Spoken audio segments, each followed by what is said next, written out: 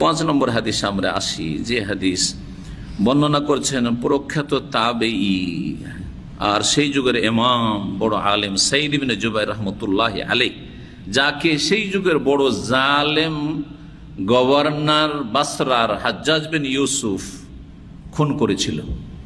বহু মানুষকে খুন করেছিল, তার মধ্যে বড় বড় আলেম আইম্মাদেরকে, তাবেঈনদেরকে, সাহাবীদেরকে ছাড়েনি। সুবহানাল্লাহ। জালেম, যে জালেম সম্পর্কে রাসূলুল্লাহ ভবিষ্যৎবাণী করেছেন যে সাকিফ বংশে, তায়েফের একটা বড় বংশ ছিল সাকিফ, যারা হুনাইনের যুদ্ধে রাসূলুল্লাহর বিরুদ্ধে লড়াই করেছিল,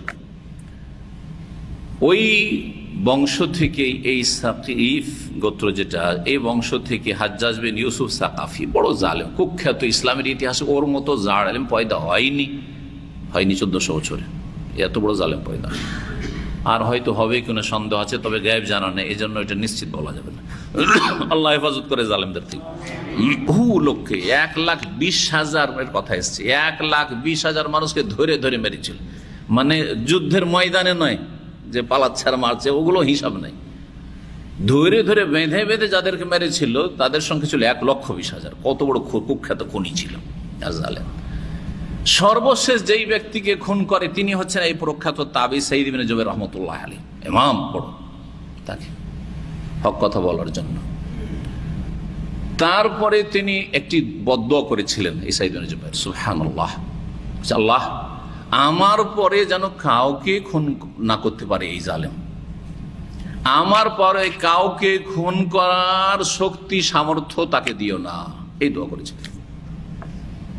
তারপরে মাত্র কয়েকদিনের মধ্যেই মারাত্মক রোগে আক্রান্ত হয়, আর রাত দিন চিৎকার করতে থাকে, ছটফট করতে থাকে, আর তারপরে এই জালেম ধ্বংস হয়।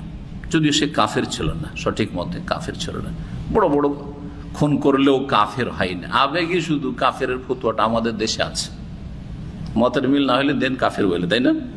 ইখতিলাফ তাহলে ও কাফের, আরো কেউ তো কত কিন ইসলামের শত্রু বানিয়ে ছাড়লেন তাকে।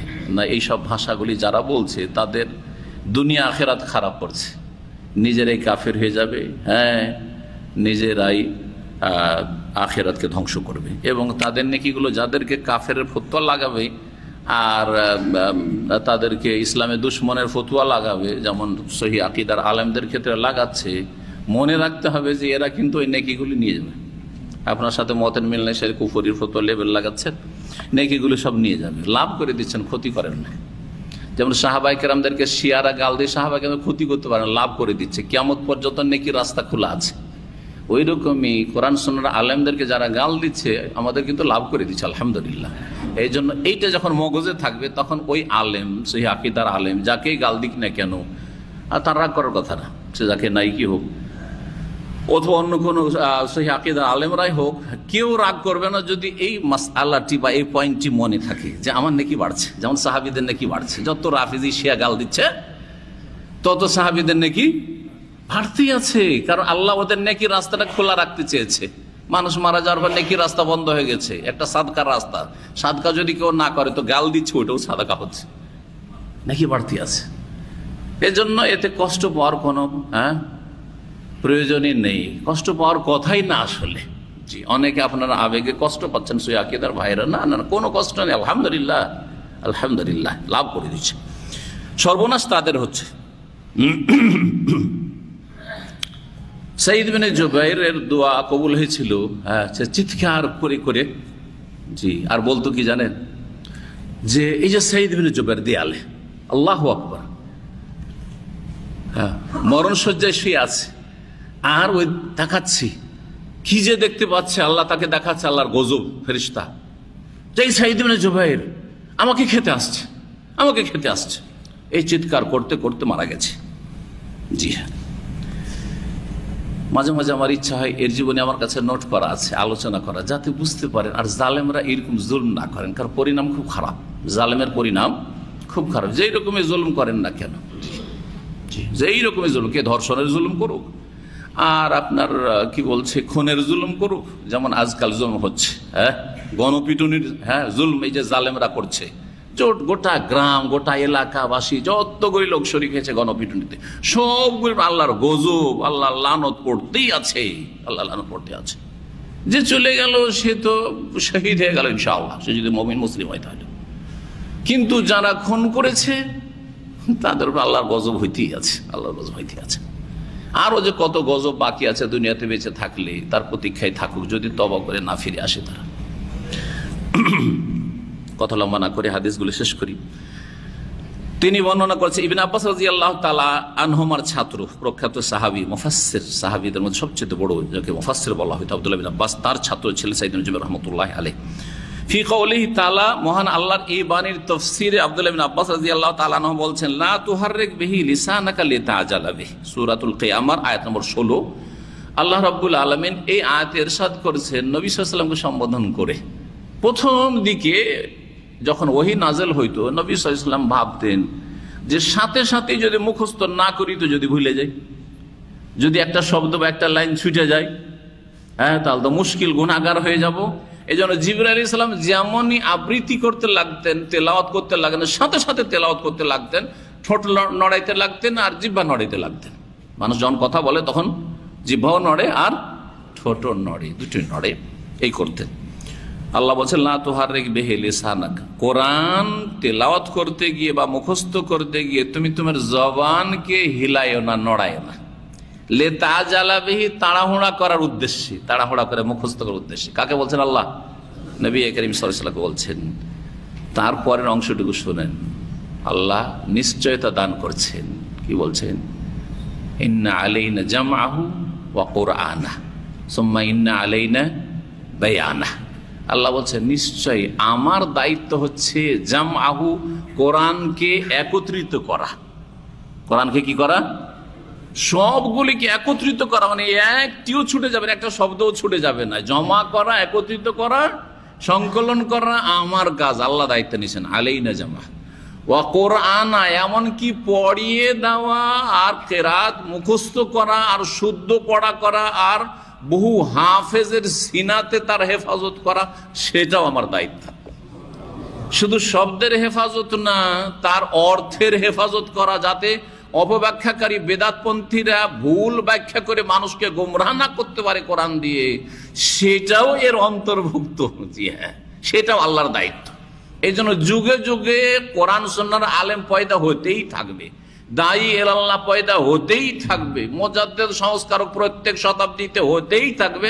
যেমন রাসূলুল্লাহ সাল্লাল্লাহু আলাইহি ওয়াসাল্লাম সহিহ বুখারীতে হাদিস আছে, যেসব ধর্মের নামে কুসংস্কার থাকবে সেগুলিকে মানুষের সামনে তুলে ধরবে যে দেখো এগুলো ভেজাল, কিন্তু এগুলো ভেজাল। যেমন ভেজাল খাদ্যকে চিহ্নিত করা হয়, ভেজাল ধর্ম, ভেজাল যুক্ত ধর্ম, এটা ইসলাম নয়।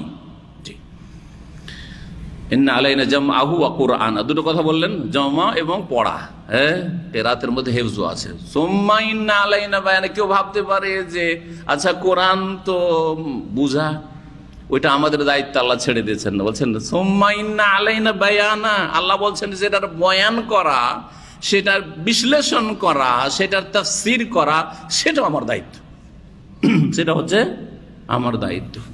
অর্থাৎ এমন কোন আয়াত নেই যে আয়াতের তাফসীর রাসূলুল্লাহ সাল্লাল্লাহু আলাইহি ওয়াসাল্লাম কথার দ্বারা বা কাজের দ্বারা করেননি।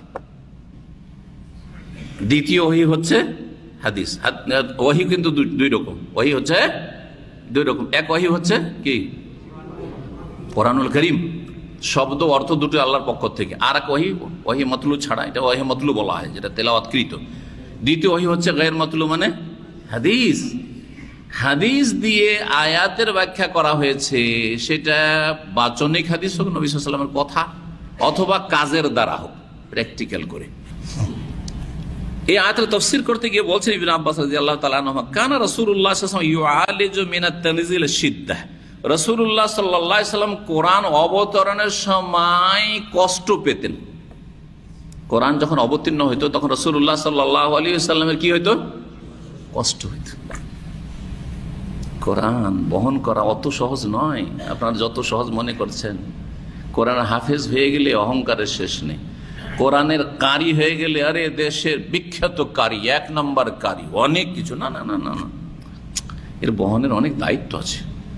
জি, আর এই যে বোঝা, কোরআন যে একটা বোঝা, বিভিন্ন দিক থেকে নাজিল হওয়ার সময় থেকে শুরু করে সেটা তিলাওয়াত, সেটা মুখস্থ করা, সেটা শুদ্ধ পড়া, সেটার অর্থ বোঝা, এবং সেটার প্রতি আমল করা, সেটার সহি দাওয়াত দেওয়া, এতগুলি বোঝা বহন আরো কিছু দিয়ে, এত সহজ নয় কোরআন। এই জন্য কোরআন কারীমকে আল্লাহর সূরাতুল মুজাম্মিল বলেছে, কি বলেছে, ইন্না ইন্না কাওলান সাকিলা, আয়াতটি পড়েন কি হাফেজরা? ইন্না নাহনু নাযালনাল কোরআনা তানজিলা, আর আয়াতে ইন্না সানুলকি আলাইকা কাওলান সাকিলা। হাফেজরাকে কোরআন পড়তে বলি তো পরের দিকটা পড়তে পারবে, যেটা বাটিতে, কিন্তু যেটা উজানে আছে সেটা পড়তে পারে না। সমস্যা এটা, বুঝেন না? যেমন আপনার নদীর ভাটা তো বুঝেন না, যেদিকে স্রোত যাচ্ছে ওই দিকে সাঁতার দেওয়া তো খুব সহজ, কিন্তু উজানের দিকে সাঁতার দিয়ে যাওয়া খুব কঠিন। ঠিক তেমনি হয়তো আমার যে অংশটুকু মুখস্থ এখন চলে আসছে হঠাৎ করে, সেটা হচ্ছে এই দিকটা, আগের দিক থেকে শুরু করেন, একটু উজানের দিক থেকে শুরু করেন। এই যে ইন্না সানুলকি আলাইকা কাওলান সাকিলা, কাওলান সাকিলা মনে আসছে, কিন্তু এটা জিজ্ঞেস করছি, হাফেজরা চিন্তা করছেন আরে কি রে কি রে কি রে, তাই না? আল্লাহ বলছে ইন্না সানুলকি আলাইকা, হে নবী শীঘ্রই আমি, বা নিশ্চয় আমি, সিন মানে নিশ্চয় হয়, শীঘ্রই হয়, নিশ্চয় আমি তোমার ওপর নিক্ষেপ করব, ওহী করব, কাওলান সাকিলা, খুব ভারী কথা, খুব ভারী বাণী, কাওলান সাকিলা। তো কোরআন কারীম খুব ভারী।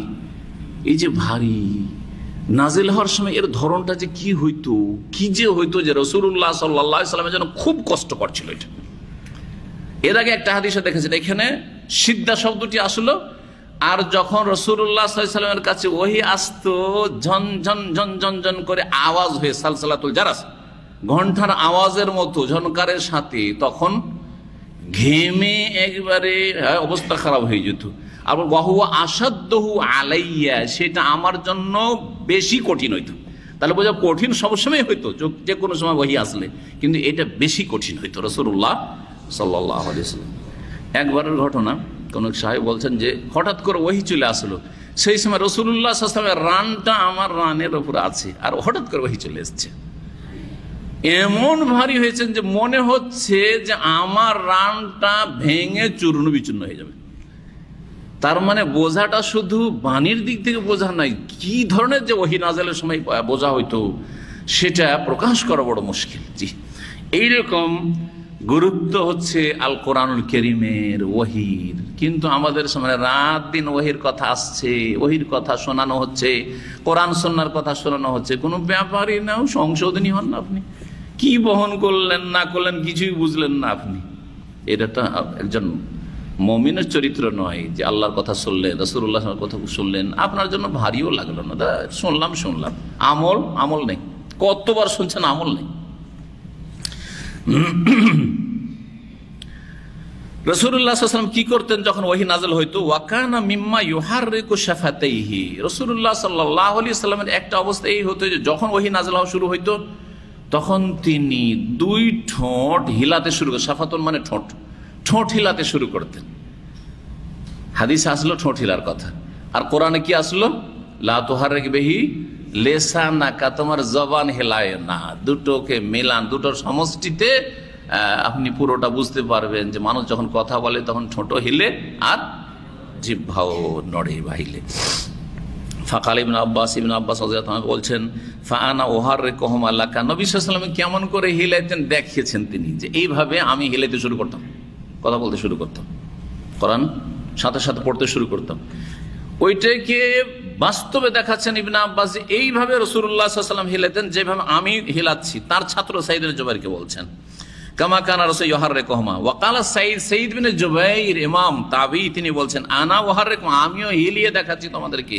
তার ছাত্রদেরকে বলতেন, কামা রাআইতু ইবনে আব্বাস ইউহাররিকুমা, যেমন ইবনে আব্বাস রাদিয়াল্লাহু তাআলা আনহুকে ঠোঁট হিলাতে দেখেছি। ফাহাররাকা শাফাতাই, এই হাদিসটাকে মুহাদ্দিসিনদের ভাষায় বলা হয় যে মুসালসাল বেতাহরিকি শাফাতাইন, মানে এমন হাদিস যাতে পরম্পরার সাথে কি করা হয়েছে, ঠোঁট হিলানো হয়েছে। রাসূলুল্লাহ সাল্লাল্লাহু আলাইহি ওয়াসাল্লাম কিভাবে ঠোঁট হিলাতেন সাহাবীকে দেখেছেন, সাহাবী দেখেছেন যে রাসূলুল্লাহ সাল্লাল্লাহু আলাইহি ওয়াসাল্লাম কেমন করে ঠোঁট হিলাতেন। আর কাকে দেখেছেন? সাঈদ ইবনে জুবাইর তাবাইকে দেখেছেন। তাবাই আবার তাবাইকে দেখাচ্ছেন, তার ছাত্রদেরকে দেখাচ্ছেন এইভাবে রাসূলুল্লাহ সাল্লাল্লাহু আলাইহি ওয়াসাল্লাম ঠোঁট হিলিয়ে আর জবান হিলিয়ে তাড়াহুড়া করে মুখস্থের চেষ্টা করতেন। ফানজাল্লাহু আযজা ওয়া জাল্লা, তখন আল্লাহ রাব্বুল আলামিন এই আয়াত নাযিল করলেন, লা তুহাররিক বিহি লিসানাকা লিতাজালা বিহি ইন্না আলাইনা জামাহু কুরআনা। জি হ্যাঁ, ফাইযা কারানাহু ফাত্তাবি কুরআন। হ্যাঁ, এখানে মাঝখানে একটি আয়াত ছুটেছিল, ফাইযা কারানাহু, তাহলে কি করতে হবে? তাড়াহুড়া করে মুখস্থ করিও না। তাহলে ফাইযা কারানাহু, আল্লাহ বলছেন যখন আমি পড়িয়ে দেব। কার মাধ্যমে পড়িয়ে দেবেন? জিবরাইল আলাইহিস সালাম যখন পড়াটা শেষ করে পুরাটা নাযিল হইতে দাও, পুরাটা বলে নিতে দাও, তেলাওয়াত করে নিতে দাও যে এটা নাযিল হইল এত দূর। পুরো একটা একটা করে, দুটো করে, তিনটা করে আয়াত মুখস্থ করাইতেন না। যখন বেশি আয়াত নাযিল হইতো পুরাটা জিবরাইল আলাইহিস সালাম পড়ে দিতেন। ফাইদা কারানাহু, সবটা যখন আমি পড়ে দেব, মানে আমার ফেরেশতা জিবরিল পড়ে দেবে আলাইহিস সালাম, ফাত্তাবি কুরআনা, তখন আমার পঠনে তুমি অনুসরণ করো, মানে পেছনে পেছনে এখন পড়তে শুরু করো, বুঝলে না? পড়তে শুরু করো। সুম্মা ইন্না আলাইনা বায়ানা, তারপরে বলছেন যে আমার দায়িত্ব, অথবা আমার এটাও দায়িত্ব যে সেটা বিশদভাবে বর্ণনা করে দেবো, মানে তার তাফসীর করে দেবো। ফাস্তামিলাহু, তুমি মনোযোগী হয়ে শোনো, ও আনসেত, এবং চুপ থাকো। আনসেত মানে চুপ থাকো। ইনসাত আর ইস্তেমা, কোরআনে কিন্তু এই ভাষাটি এসছে, ওয়াইদা কোরিয়াল কোরআন ফাস্তামিলু ওয়া আনসিতু, যখন কোরআন তেলাওয়াত হবে তখন তোমরা মনোযোগী হয়ে শোনো, শুধু শোনো না, মনোযোগী হয়ে শোনো, আর ওয়া আনসিতু, নীরব থাকো। ইস্তেমা কি আর ইনসাত কি, আরবি ভাষা শিখায় আপনাদেরকে, কারণ অনেকে এখানে সবাই শুনছেন। তো আমার একটা উদাহরণ দিলাম আপনাদের, এরকম যে কোনো মাহফিলে শুনছেন, বাপ মা কোনো কথা বলছে, একটা মিটিং চলছে পারিবারিক, শুনছেন, কিন্তু একটা হচ্ছে সেমা মানে শুধু শোনা, আর একটা হচ্ছে ইস্তেমা মানে মনোযোগী হয়ে শোনা, আর একটা হচ্ছে ইস্তেমা মাল এনসাত, এনসাতের সাথে শোনা। এনসাত কোনটা? তাহলে বলছেন যে কান লাগিয়ে শোনা, এটা হচ্ছে মানে মনোযোগী হয়ে, কি বলছে কর্ণপাত করে শুনছেন, কর্ণপাত করে ভালো করে শুনছেন আপনি, এটা হচ্ছে ইস্তেমা, শুধু সেমা না। আর শুনছেন এই যে বিভিন্ন হইচই আওয়াজ আসছে, সব শুনছি তো।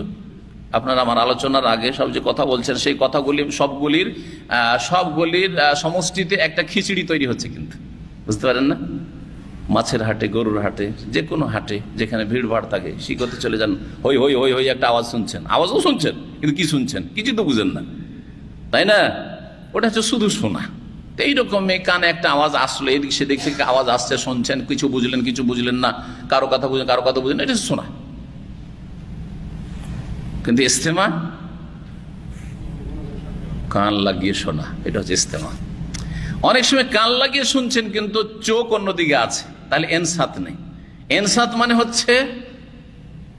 মানে হচ্ছে যিনি বলছেন তার দিকে দৃষ্টিপাত করে থাকা। এই জন্য খুতবা শোনার ক্ষেত্রে বা দিনী আলোচনায় যে দর্শন শুনছেন আপনারা, এই ক্ষেত্রে দুটো যদি থাকে তাহলে আপনি কোরআনী শিক্ষার উপর আমল করলেন। একটা হচ্ছে কান লাগিয়ে শোনা, ভালো করে কর্ণপাত করা, কি বলা হচ্ছে কানে ঢুকাবার চেষ্টা করা, সবগুলি কিছু শুনলাম এরকম নয়, ভালো করে শোনা, কর্ণপাত করে। আর এনসাত মানে হচ্ছে যিনি আলোচক তার দিকে তাকানো, তার দিকে তাকাইতে হবে। আপনি ওইদিকে নিচে মাথা করে আছেন, অনেকে কিন্তু শুনছেন নিচে মাথা করে আছেন, তাহলে এনসাত নেই। ইস্তেমা হয়তো আছে, কানটা এদিকে আছে, কিন্তু চোখটা কোন দিকে আছে? নিচের দিকে, পায়ের দিকে দেখছেন, কেউ একটু মোবাইলের দিকে দেখছেন, কেউ পাশের লোকের দিকে দেখছেন, কেউ এদিক ওদিক দেখছেন, কেউ একবার পিছন দিকে ঘুরে দেখছেন, তো এনসাত নেই। আল্লাহ কি বলছেন?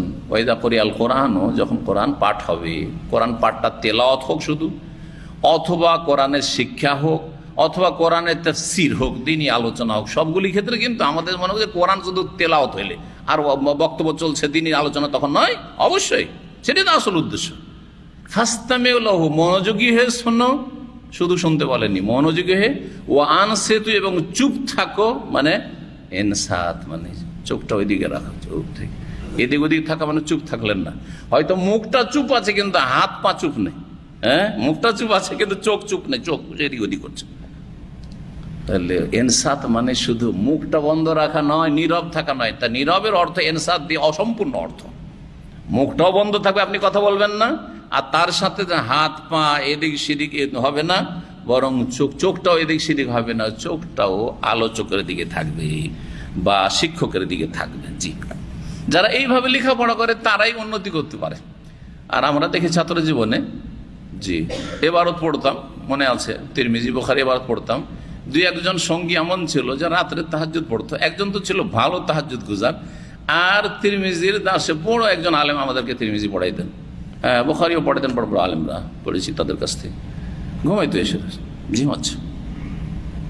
এই নফল তাহাজ্জুদ দিয়ে লাভই কি, যাতে আপনি ভালো আলেম হইতে পারলেন না ভবিষ্যতে, মক্তবের আলেম হয়ে থেকে গেলেন। আমাদের ক্লাসমেট মক্তবের আলেম হয়ে থেকে গেছে, কারি সাহেব, এখন সব বলে কারি সাহেব, ব্যাস। এলেম যদি শিখতে হয় তো এরকমই ইস্তেমা লাগবে আর ইনসাত লাগবে, দুটোর ব্যাখ্যা করলাম, ভালো করে মনে রাখবেন। বলছেন তারপরে সুম্মা ইন্না আলাইনা বায়ানা, সূরাতুল কিয়ামার 16 থেকে 19 এই আয়াতগুলি। সুম্মা ইন্না আলাইনা আন তাকরাহু, পড়বে।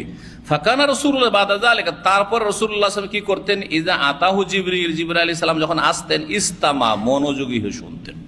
ফাইজান তালাকা জিবরিল, জিবরাইল যখন চলে যেতেন, চলে যাও, জিবরাইল বসে থাকতেন না যে পুরোটা শুনি এখন বসে বসে, না না না, চলে যেতেন, শুনিয়ে দিয়ে ওহী নাযিল করে দিয়ে চলে যেতেন। কারাহুন নবী সাল্লাল্লাহু আলাইহি ওয়াসাল্লাম কামা কানা কারা, ওইভাবেই পড়তেন রাসূলুল্লাহ, যেইভাবে জিবরাইল আলাইহিস সালাম শুরু থেকে শেষ পর্যন্ত পড়েছেন। এটা আল্লাহর দান, এটা আমার দ্বারা সম্ভব নয়, এটা আপনাদের দ্বারা সম্ভব নয়, কিন্তু রাসূলুল্লাহ সাল্লাল্লাহু আলাইহি ওয়াসাল্লামের মাধ্যমে আল্লাহ কি করবেন, এই কোরআনের হেফাজত করে নেবেন। সুতরাং একবার পুরোটা শুনে নেওয়া, ছোট হোক আর বড় হোক, সেই ওহীটা পুরোটা ওইভাবে পড়ে দিতেন শুরু থেকে শেষ পর্যন্ত রাসূলুল্লাহ যেইভাবে জিবরাইল আলাইহিস সালাম শুনিয়ে গেলেন। আর তারপরে সাথে সাথে সংরক্ষণের জন্য কাতেবে ওহীকে ডাকতেন প্রত্যেক ওহীর পরে পরে, আর বলতেন যে উকতুব আয়াতা কাযা ফি সূরাতি কাযা ফি মাকানি কাযা, এই আয়াতগুলি বা এই আয়াতটি অমুক সূরার অমুক জায়গায় লিখো, অমুক আয়াতের পরে লিখো, অমুক আয়াতের আগে লিখো। এটা কখনো মনে করবেন যে একটা সূরা ধারাবাহিক গোটা সূরা একসাথে নাযিল হয়েছে, না না না, মাঝে মাঝে মাঝখান থেকে আয়াত নাযিল হয়েছে, অমুক আয়াতের পরে অমুক সূরাই, ওখানে গিয়ে রাখো, এটা লিখো। এইভাবে প্রথম আল কোরআনুল কারীম নাযিল হয়েছে। এই ছিল হাদিস।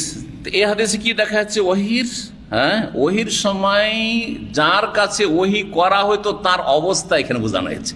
আমরা শুরুতে বলেছি যে ওহীর পর্বে ওহী যিনি নিয়ে আসছেন তার অবস্থা বর্ণনা করা হবে জিবরাইল আলাইহিস সালামের, যার কাছে ওহী করা হচ্ছে তার অবস্থা বর্ণনা করা হবে, ওহীর ধরনগুলি বর্ণনা করা হবে। প্রায় এগুলি এসে গেছে আমাদের এতে।